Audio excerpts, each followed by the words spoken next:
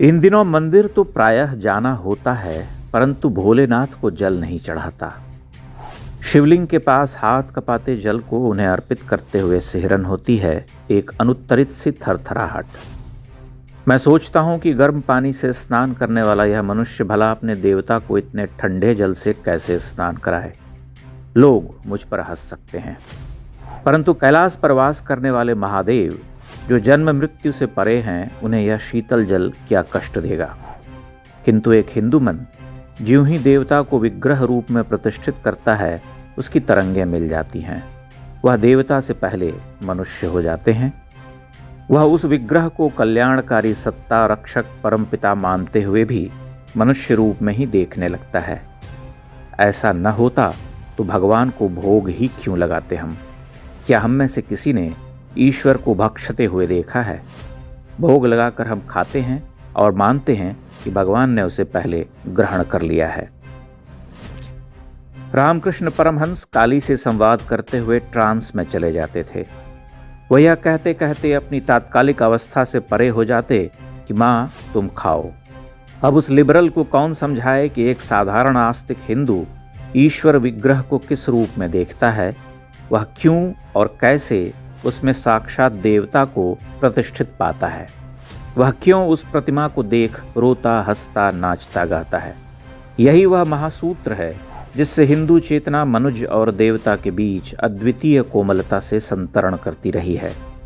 यह इतना महीन, मसृण, महनीय और मानवीय है कि निराकारी अधिनायकवादी गॉड में विश्वास करने वाले इस भाव को छू भी नहीं पाते। एक आस्तिक हिंदू के लिए सभी देवता मनुष्य रूप में ही आते हैं।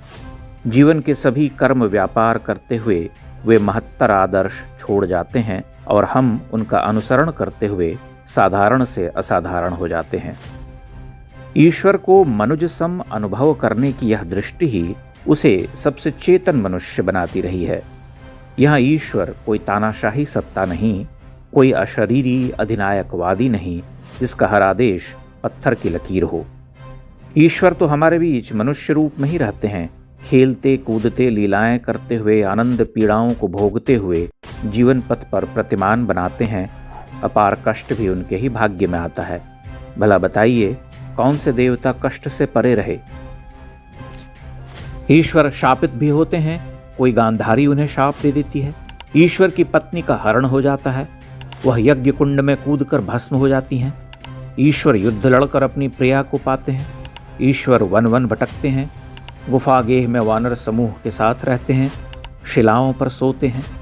ईश्वर की यह उपस्थिति आप नहीं समझ सकते। उसे समझने के लिए महान बौद्धिक होने का मिथ्या दंभ त्यागना होगा। आज जब पूरा देश श्री राम को विग्रह रूप में देखकर अपार आनंद में डूबा हुआ है, तब कुछ लोगों को काठ मार गया है, कुछ विश्वमन कर रहे और कुछ उपहास करने में लगे हुए हैं।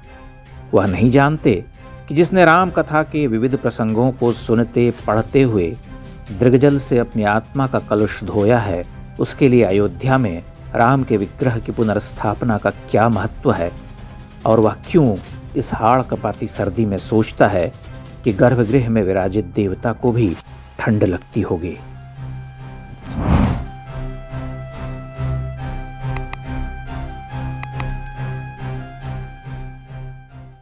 इंडेक्स ऑनलाइन के वीडियो समाज को समर्पित हैं।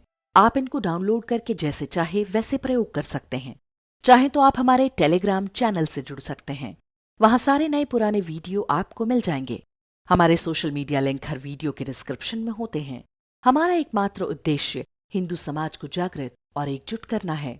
इसमें सहभागी बने। धन्यवाद।